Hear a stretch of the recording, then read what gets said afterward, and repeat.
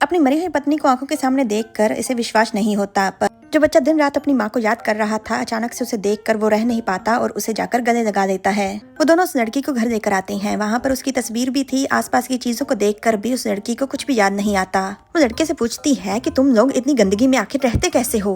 बाप बेटा एक दूसरे को इशारा करते हैं। लड़की से झूठ बोलते हैं कि तुम गिर गई और बेहोश हो गई और जब तुम्हें होश आया तुम्हें कुछ भी याद नहीं था। और बच्चा कहानी को आगे बढ़ाते हुए कहता है कि आसमान से एक पत्थर गिरा था जिस कारण आपकी याददाश्त चली गई। खैर लड़की के पास उन पर विश्वास करने के अलावा कोई रास्ता नहीं था, पर नींद आदमी की भी उड़ी हुई है तो वो जाता है और अपने बेटे के पास सोई हुई लड़की की सांसें जांचता है। जब उसे लड़की के जिंदा होने का एहसास होता है तो आखिरकार उसका मन शांत हो जाता है। तीनों एक साथ परिवार की तरह रहना शुरू कर देते हैं। लड़की भी धीरे धीरे इस सबको सच्चाई मानने लग जाती है। वो तीनों एक साथ परिवार की तरह बहुत ही अच्छे और खुशनुमा दिन गुजारते हैं। दोनों को जल्द ही एहसास हो जाता है कि लड़की पहले जैसी नहीं है। वो अब अपने बेटे के साथ खेलना नहीं योगा करना चाहती है और एक दिन उसने अपने बेटे की नाक फोड़ दी थी। उसे अब अपने बेटे का पसंदीदा खाना बनाना भी नहीं आता। एक दिन इत्तेफाक से लड़की को अपनी पुरानी डायरी मिल जाती है। डायरी में अपनी खुशनुमा जिंदगी के बारे में पढ़कर वो उदास हो जाती है। उसके बाद उसे वो फेरी टेल बुक मिलती है जो उसने अपने बेटे को दी थी। किताब की कहानी में एक पेंगुइन माँ है जो मरने के बाद बादलों में से अपने बेटे को देखती है और रोती रहती है और उसके अनगिनत आंसू बारिश का रूप ले लेते हैं और वो बारिश की ट्रेन पर सवार होकर अपने बेटे से मिलने धरती पर आती है।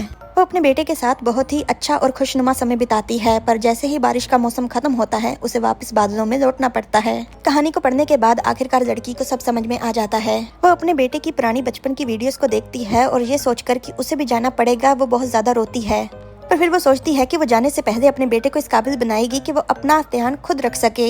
एक दिन टीवी से पता लगता है कि बारिश का मौसम खत्म होने वाला है। दोनों बाप बेटे को पता था कि आखिरकार क्या होने वाला है, इसलिए वो दोनों उस टनल का रास्ता बंद कर देते हैं जहाँ पर उन्हें वो लड़की मिली थी। पर भारी बारिश उनकी मेहनत पर पानी फेर देती है। अगले दिन उसे स्कूल में बुलाया जाता है क्योंकि उसके बेटे ने अपने दोस्त के पापा की गाड़ी को गंदा कर दिया था। जब उसने अपने बेटे से पूछा तो उसका बेटा बताता है कि जब भी उसके पापा गाड़ी धोते हैं तो बारिश जरूर होती है। जब तक बारिश होती रहेगी तब तक माँ उन्हें छोड़कर नहीं जाएंगी। आखिरकार लड़की भी अपने जाने के बारे में उस लड़के से बात करती है। वो दोनों एक आखिरी बार किस करते हैं। बारिश का मौसम खत्म हो चुका है। वो एक आखिरी बार अपने बेटे की स्पीच सुनने के लिए स्कूल में जाती है। स्पीच में सभी बच्चे अपनी हैप्पी फैमिली के बारे में बात कर रहे थे, पर बच्चा अपनी स्पीच से अपनी माँ को संतुष्ट करता है कि उसके जाने के बाद वो अपने सारे काम खुद से कर देगा।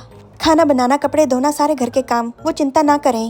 वो बिना बाप बेटे को अलविदा किए टनल के पास पहुंचती है। टनल के आगे लगी झाड़ियों को देखकर उसे समझने में देर नहीं लगती कि ये किसका काम है। अचानक से वहां पर उसका बेटा पहुंच जाता है और वो दोनों आखिरी बार बाय करते हैं और इसी मौके पर उसका पति भी आ जाता है। वो दोनों कुछ कहते नहीं, पर उनकी आंखों में प्यार साफ झलक रहा था।